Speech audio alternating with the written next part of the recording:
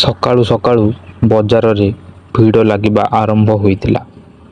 ସେ ଭିଡ଼ ଭିତରେ ରାଜୁ ନାମକ ଜଣେ ଗୁପଚୁପ୍ ବେପାରୀ ନିଜ ଠେଲା ନେଇ ବଜାରକୁ ଆସିଲା। ରାଜୁ ମନେ ମନେ କହୁଥିଲା, ଆଜି ଯଦି ଭଲ ବିକ୍ରି ହୁଏ ତାହେଲେ ଛୁଆମାନଙ୍କର ପାଠପଢ଼ା ଖର୍ଚ୍ଚ ଦେଇପାରିବି।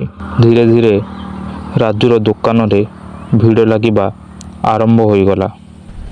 ହଠାତ୍ ସାମ୍ନାରୁ ଦୁଇ ଜଣ ପୋଲିସ ଅଫିସର ଆସିଲେ। କନେଷ୍ଟବଳ ମୋହନ ଏବଂ ଏସ୍ଆଇ ରଘୁବୀର। ମୋହନ କଠୋର ସ୍ୱରରେ କହିଲା, ରାଜୁ, ଆଜିର ହପ୍ତା ଟଙ୍କା ବାହାର କର। ରାଜୁ ଭୟଭୀତ ହୋଇଗଲା ଏବଂ କହିଲା, ସାହେବ, ଆଜି କମ୍ ବିକ୍ରି ହୋଇଛି, କାଲି ଦେଇଦେବି। ସେହି ସମୟରେ ଜିଲ୍ଲାର କଲେକ୍ଟର ମ୍ୟାଡାମ ଅନନ୍ୟା ବର୍ମା ଏକ ସାଧାରଣ ନାଗରିକ ପରି ଗୁପଚୁପ୍ ଖାଇବାକୁ ଆସିଲେ। ଭାଇ, ଗୋଟିଏ ପ୍ଲେଟ୍ ଗୁପଚୁପ୍ ଦିଅ। ରାଜୁ ଡରି ଡରି ଗୁପଚୁପ୍ ତିଆରି କରିବାକୁ ଲାଗିଲା।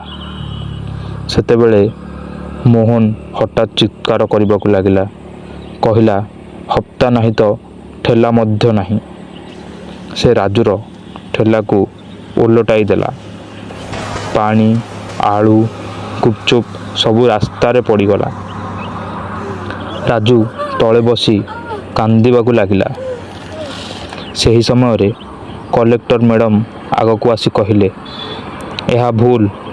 ଗରିବ ଲୋକମାନଙ୍କ ଉପରେ ଅତ୍ୟାଚାର କରିବା ଭୁଲ।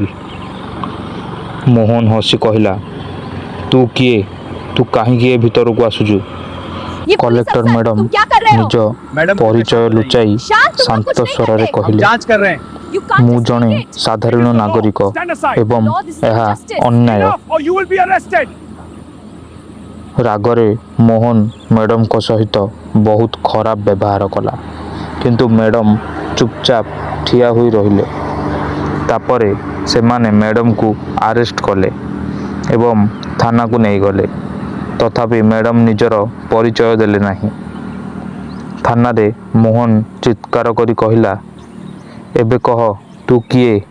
କଲେକ୍ଟର ମ୍ୟାଡାମ କିଛି ବି ଉତ୍ତର ଦେଲେ ନାହିଁ ଏବଂ ଚୁପଚାପ ଠିଆ ହୋଇ ରହିଲେ। ହଠାତ୍ ଥାନାରେ ଏସ୍ପି ସାହେବ ଆସି ପହଞ୍ଚିଗଲେ। ସେ କଲେକ୍ଟର ମ୍ୟାଡାମକୁ ଚିହ୍ନିଗଲେ। ସେ ସଙ୍ଗେ ସଙ୍ଗେ ମ୍ୟାଡାମକୁ ସେଲ୍ୟୁଟ୍ ମାରିଲେ। ଏହା ଦେଖି ମୋହନ ଆଶ୍ଚର୍ଯ୍ୟ ହୋଇଗଲା। କଲେକ୍ଟର ମ୍ୟାଡାମ ସମ୍ପୂର୍ଣ୍ଣ ଘଟଣା ଏସ୍ପି ସାର୍ଙ୍କୁ କହିଦେଲେ। ହପ୍ତା ଆଦାୟ କରିବା, ଠେଲା ଭାଙ୍ଗିବା ଏବଂ ମ୍ୟାଡାମକୁ ଅପମାନ କରିବା। ଏସ୍ପି ସାହେବ ଏହା ଶୁଣି ରାଗିଗଲେ। ମୋହନ ଏବଂ ରଘୁବୀରଙ୍କୁ ଚାକିରିରୁ ସସ୍ପେଣ୍ଡ କଲେ।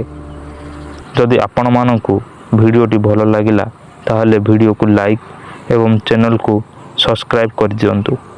ଜୟ ଜଗନ୍ନାଥ।